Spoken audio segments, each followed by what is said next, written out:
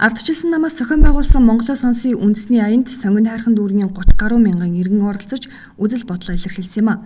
Иргэдээс ирүүлсэн санал хүсэлтийг нэгтгэн нэн даруй шийдвэрлэх шаардлагатай 6 асуудлыг дүүргийн намын байгууллага гаргаад байгаамаа. Үүнд 2013 оны нийслэлийн иргэдийн төлөөлөгчдийн хуулийн тогтоолоор баталсан хотын шин захиргааг сонгон хайрхан дүүргийн нутаг дэвсгэрт барьж байгуулах асуудал, гэр хорооллын дахин төлөвлөлтийг үргэлжлүүлэх, утгааг бууруулах чиглэлээр явуулж буй өрх бүрт 500 мянган төгрөгийн үн бүхий яндангийн шүүлтүр тавих ажлыг зогсоох, орон нутгийн хөгжлийн сангийн хөрөнгийг үр дүнтэй зарцуулах зэрэг асуудлууд багтаж байгаамаа. Иргэдээс ирүүлсэн эдгээр санал хүсэлтийг сонгон хайрхан дүүргийн одоогийн удирдлагуудад хүрэхээр сонгон хайрхан дүүргийн ардчилсан намын 32 үрийн гишүүд дэмжигчид оролцсон 50 жагсаал зохион байгуулсан юм а. Ер нь бол 2013 онд нийслэлийн иргэдийн хурлын тогтоолоор сонгон хайрхан дүүрэгт хотын шин захиргааг барих шийдвэр гарсан байдаг. Харамсалтай нь их баригчид олигарх баячуудын лоббинд автаж энэ хотын шин захиргааг яармаг нөхдийн аманд шилжүүллээ. За энэ шийдвэр сонгон хайрхан дүүрэгт энэ хотын шин төв захиргаа ирснээрээ энэ агаар орчны бохирдол буурах, за иргэдийн газрын үнэлэмж нь өсөх, мөн иргэдийн амьдралд одоо ийм эерэг ийм шийдвэр байсан юм а. Харамсалтай нь одоо энэ шийдвэрийг гаргаж байгаа их баригч нам маань ард түмнээ доромжилсан, мөнгөтэй хүмүүст үйлчилсэн ийм шийдвэр гаргалаа. За хоёрдугаар асуудал иргэдээс тавьж байгаа асуудал гэвэл сүүлийн үед энэ янданд шүүлтүр тавих асуудал. За дэлхийн аль ч улсад, ямар ч улсад утааны асуудлыг бол энэ яндан зуухаар огт шийдэж байгаагүй юм байна. За урд нь бол мэдээж та бүхэн мэдж байгаа зуух тараагаад энэ нь бол үр дүнд хүрээгүй.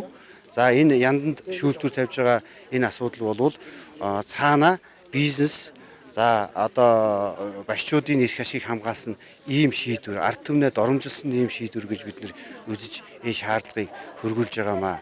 За түүний оронд энэ гэр хорооллоо дахин төлөвлөх, барилгажуулах, инженерийн дэд бүтц гэр хороол руугаа татах ийм ажлуудыг хийх ёстой байсан юм а. За мөн 2013 онд нийслэлийн иргэдийн хурлын тогтоолоор нийт 24 байршил гэр хорооллыг дахин төлөвлөх, барилгажуулах ажлыг бол эхлүүлсэн.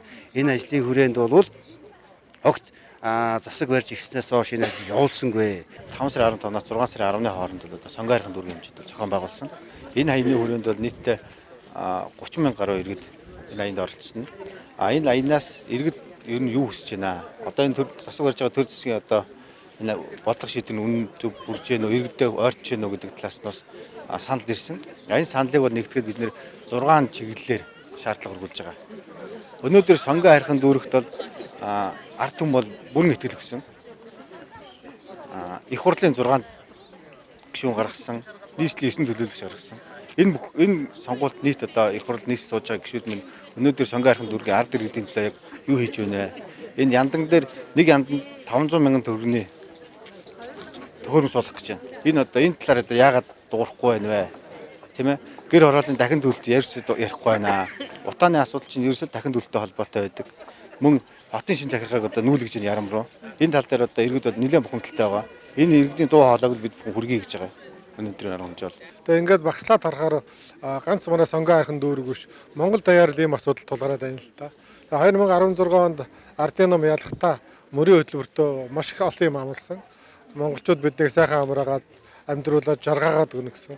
Өнөөдөр мөрийн хөтөлбөрөөс биелж байгаа юм огт алга. Арсланмын сайн ажлуудыг үргэлжлүүлэх л үүрэгтэй л дээ. Төрийн залгамж чанар хараа хайрцагны бодлого авахад. Тэгэхээр Арслан хэрэгжүүлжсэн ингээл одоо бүх хэрэгтэй хөтөлбөрүүдийг зогсоочлоо. Одоо сайн хөтөлбөр байна. Тэр үн докторжуулах хөтөлбөр байна, тийм ээ. Үн докторжуулах хөтөлбөрийн өвчнөд бол бензинс нэг доктор үнэтэй байсан, тийм ээ. Гэр хоолын дахин төлөлт байна. Манай нийслэлийн иргэдийн хурлын шийдвэрээр хийгдсэн ажил ингээд бүгд зогсчлоо. Ийм л байна. Одоо тэгээд Ардчилсан намын хэрэгжүүлжсэн бүх ажлыг зогсоогоо. Тэгээ өөрөөсөө юм сэтгэж чадахгүй нэг энэ 2 жилд бол хуваагдсан, хэрэлдсэн байдалтай цаг өнгөрч байна да. Сонгон хайрхан дүүргийн эрх баригчдад тавьж буй албан шаардлагын хариуг тус дүүргийн удирдлагууд энэ сарын 29-ний өдөр өгөхөрлсөн юм а.